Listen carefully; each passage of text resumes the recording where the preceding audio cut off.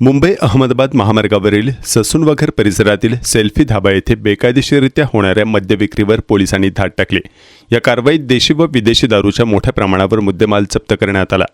मुंबई अहमदाबाद महामार्गावर काही हॉटेलांमध्ये परवानगीशिवाय मद्यविक्री सुरू असल्याची माहिती पोलिसांना मिळाली होती।